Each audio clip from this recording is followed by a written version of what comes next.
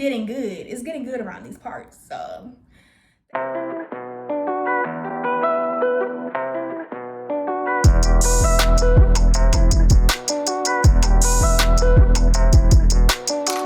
hi, my name is Daria and welcome back to my channel, Daria&Co.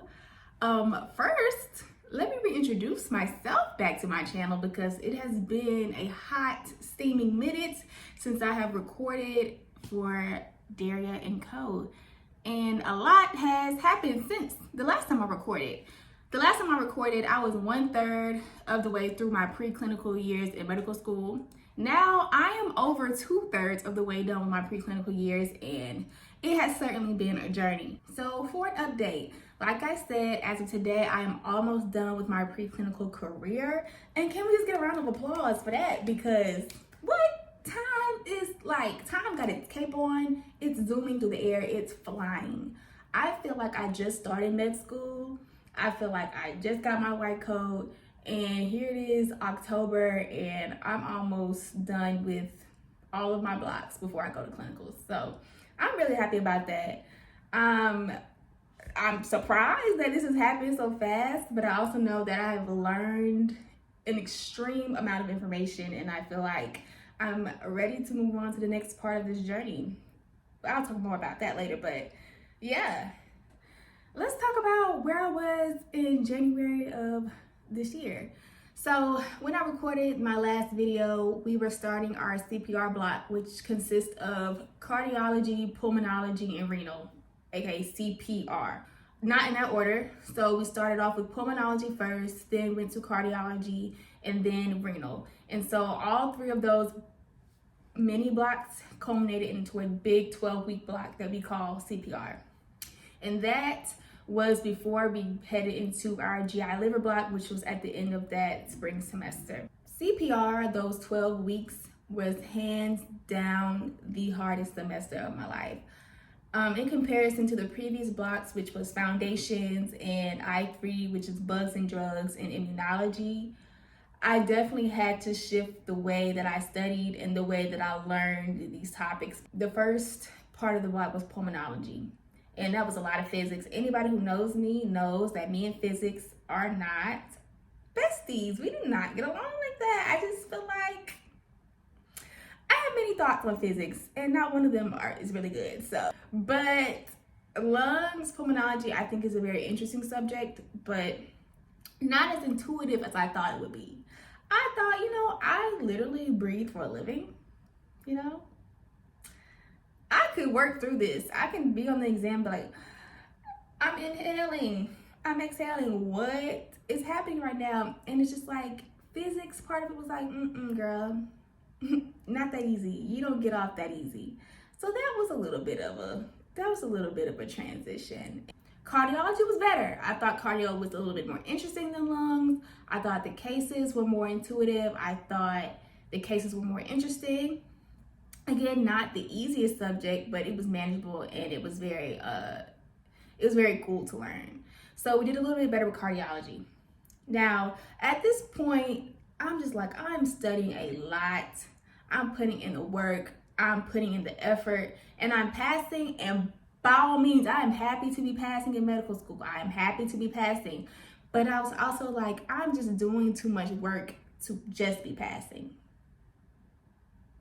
Yeah, this is not gonna work for me. It's not gonna work.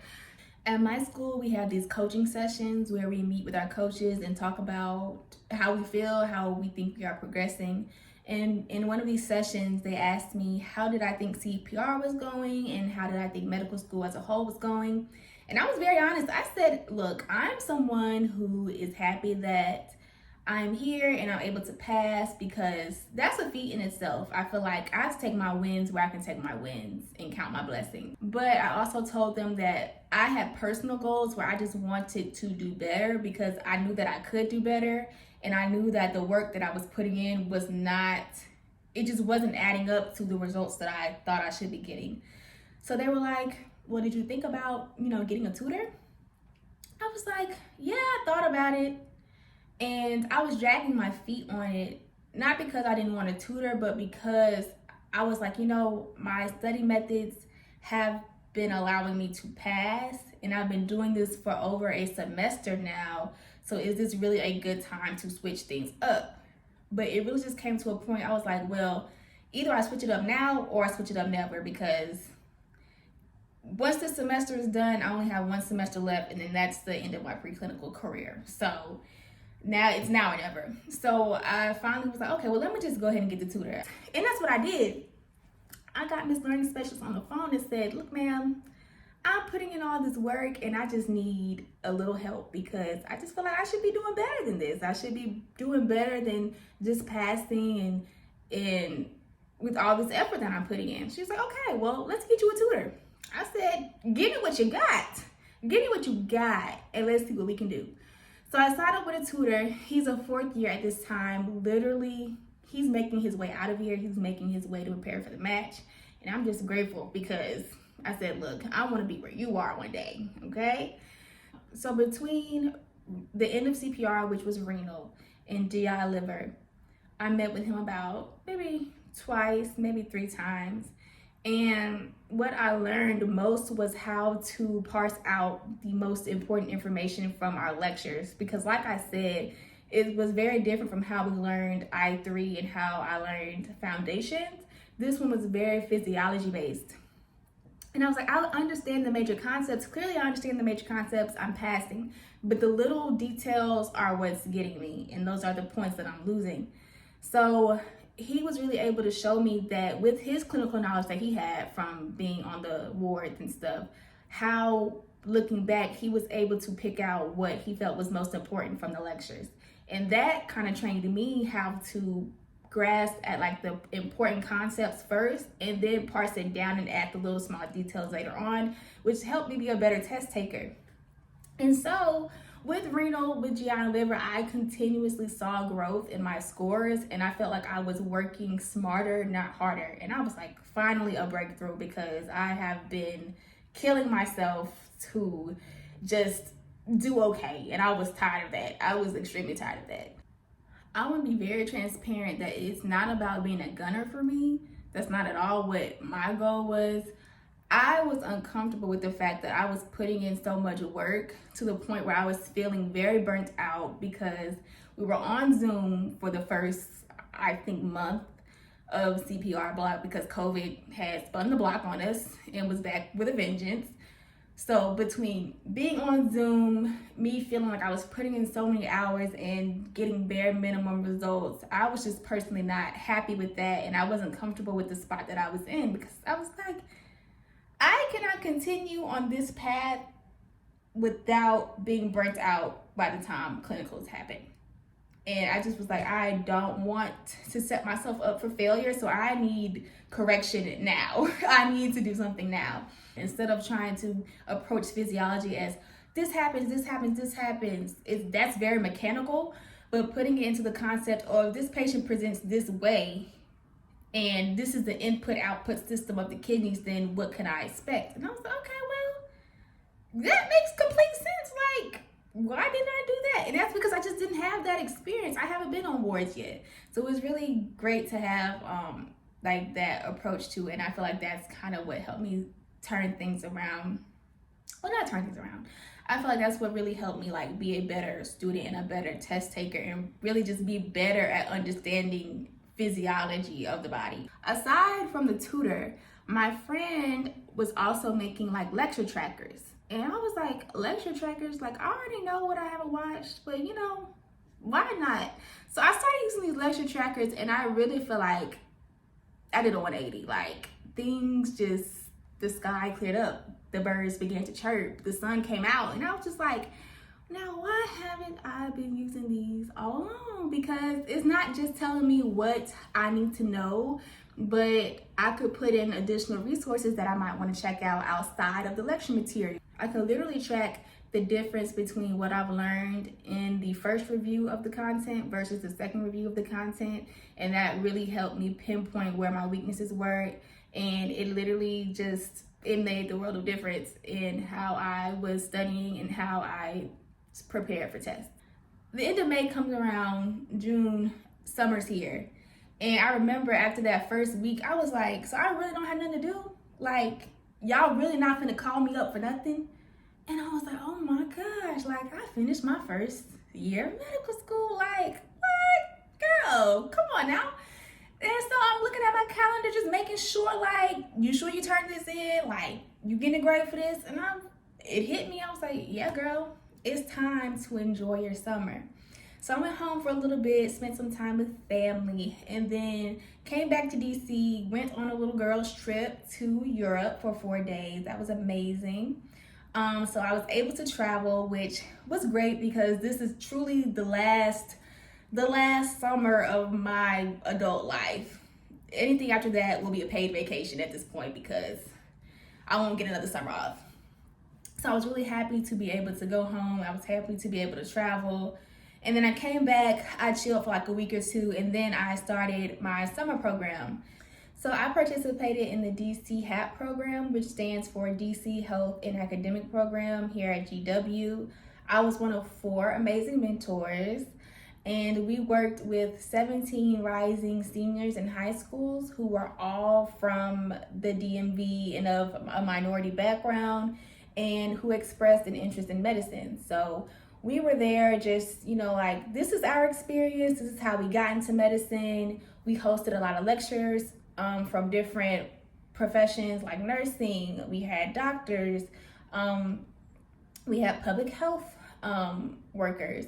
It was a really great experience. Like, for mentors and mentees alike, we were all in there just in awe, jaw to the floor, the things we were learning. It was very, like, it was just so cool all around. 12 out of 10 experience. I would highly recommend anyone who, of course, goes to GW who wants to participate as a mentor. I was able to network with a lot of people and meet a lot of cool doctors. And I was like, oh my gosh, I can see myself doing that. I can see myself doing that. I could totally do that. I was like, oh my gosh, this is so cool. Like, doctors really have lives outside of medicine. Can you believe it?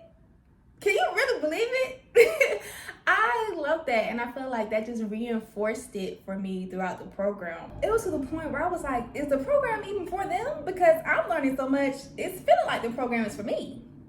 It's feeling like the program is for me because I just feel like this is so cool. And the students themselves were so impressive. Have you ever met a 17-year-old who flew a plane? Because, yeah, I just said, we're in good hands. I believe the children are our future for sure. Because I was just so impressed with our cohort. We had them doing graduates and collegiate level work. They had to come up with a public health proposal at the end. My team won first place. I was very happy about that. It was just very cool what they came up with. I was like, this is like, come on, you could present this right now and you would get great feedback as a medical student. So for them to be doing that at the age of 17 and 18, I was like, yeah, I was so happy to participate. And like I said, highly recommend. Would do it again. I truly got up in the morning and I was happy to go to my job. Like, I was like, I'm tired. There are days where you're like, okay, I've been going hard, but it was just so much fun. We was able to tap into our creativity. We had to put on our own lectures. I gave a lecture about what went into my decision for picking a college and how that process works. I put on an escape room about cardiology and asthma, and that was really cool. And I was like, I would not have been able to do that if I was doing other programs. Like, this is something that really speaks to me because I'm very passionate about getting minorities into medicine. And that was just like, okay, I'm doing what I'm supposed to be doing. Like, this is by the grace of God that this program fell into my lap and I was able to work on this. And it just felt like I'm in my purpose. It was an amazing experience, amazing feeling. Again, 12 out of 10, highly recommend it. So at the end of the 4 weeks, I had another break, and then we get into MSK. We're starting back at school. MSK, I have screamed from the top of my lungs since I got here. I am not an ortho girl. Y'all want ortho? Don't worry, you got it. You will have no fight from me, I promise. But MSK was really, really cool. It was really, really cool. Like, very intuitive. Like, I cannot see my kidneys work, but I can see my hands go like this. I can see them flex and extend. I can do that. And it's just like, okay, I see where the ortho girls and the ortho bros are coming from. I do. I get it. A little bit, I get it. Do I want to do that with my life? It hasn't sold me that far, but I definitely understand the appeal. I really enjoyed MSK. Those weeks flew by because now we're in brain and behavior. But I will say I was happy because my CAP, which is basically a class that we have where we shadow someone, is an orthopedic surgeon, and it was really helpful because I was like, okay, now I really know what's going on. Like now I feel like, okay, yeah, this X-ray is not looking right. That is arthritis. That looks like arthritis to me, and can actually know what I'm talking about. Like that's cool. That's really cool. But now we're in brain and behavior, and if you can't tell about the title, that means neurology. And I was just like, oh boy, I've heard about neurology. Like it is a thing that neurology is. She's a kicker. But I will say that, okay, I will say this. At first, when I got those first couple lectures, I was like, yeah, this one's gonna be a doozy because the concept of my brain trying to learn about itself just felt like an offense against nature. It felt unnatural. My brain was like, girl, I'm glitching and I just don't know what's gonna happen. But we got it together. My brain took a really good look at itself and was like, okay, girl, I think I can do this. And so we did it. Brain and behavior is going well. It's really cool. Neurology is really, really cool. And I think that, I don't think she gets enough credit. I don't think neuro gets enough credit. All of my professors have been amazing so far. Very sweet people who really care about the work they're doing. So that has been amazing to see. We have about one more exam left in neurology. I don't think neurology is for me just because, you know what, that'll be another conversation for another video. But yeah, I really like neurology. I don't know if it's something I would do as my career, but I really think it's very cool cases. Very, very cool cases. So that brings me to this point.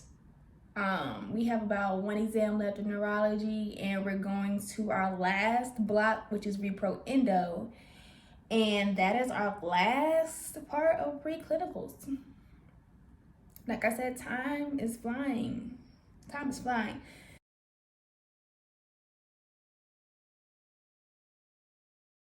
In the past 2 weeks, I paid $700 to take an exam. Yeah, pray for your medical school friends. We are going through it. We are certainly going through it. But it also signifies that I'm literally transitioning into a new part of my medical school career. And I'm not quite sure how to feel about that yet because, like I said, I feel like I'm finally getting my ground. Like I'm finally doing very well as a medical student when I'm taking in-house exams, doing what I've been doing for the last year and some change. And now we're transitioning and pivoting to something totally new where I have to study for a different style of test, an actual board exam, which is known as step 1. And it's just like, as soon as I get my bearings, you want me to switch? You want me to do something new? Like, give me a break. Seriously, give me a break. But no, but you know, I'm just going to embrace the process like I've been embracing everything else. I'm going to change what needs to be changed to my study habits, and hopefully I recognize what needs to be changed very quickly. You know, I usually just study the in-house lectures and go about my day. But now that this is a board exam, I'm going to have to switch maybe to first aid or just switch my habits a little bit. But, you know, I'm just going to, like I said, embrace the process and do what I have to do to prepare well for this exam. Where I'm at now, I feel like my deans have been such a great support, especially like as a minority woman in school. I feel like they have been very like intentional about helping us because there are things that we literally just don't know. There are ways to navigate medical school that we just aren't familiar with.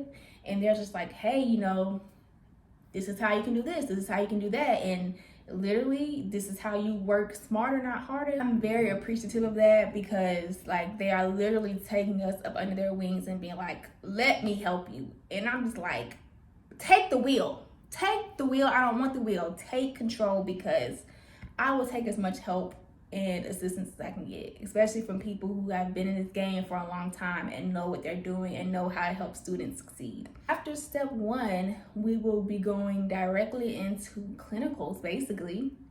Might have a little vacation in there, maybe, but basically we'll be going right into clinicals, and that I'm excited about it, but also a little nervous, because clinicals literally has its own reputation.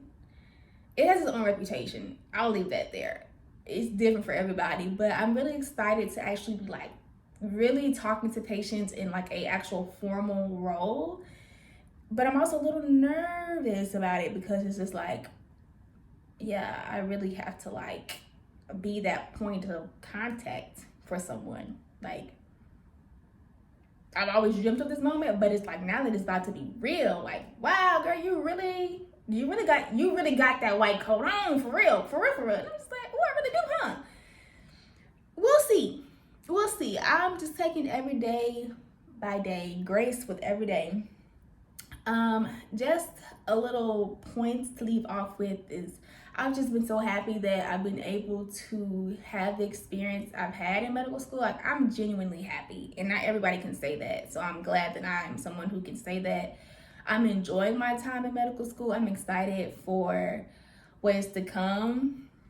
Another update, I am co-president of the anesthesiology interest group here at my school. So that's really been cool, because I've really been trying to get into knowing more about anesthesia and just getting more networking in that arena. So that has been really fun, and being able to be creative with the programming. I'm looking forward to doing that this year.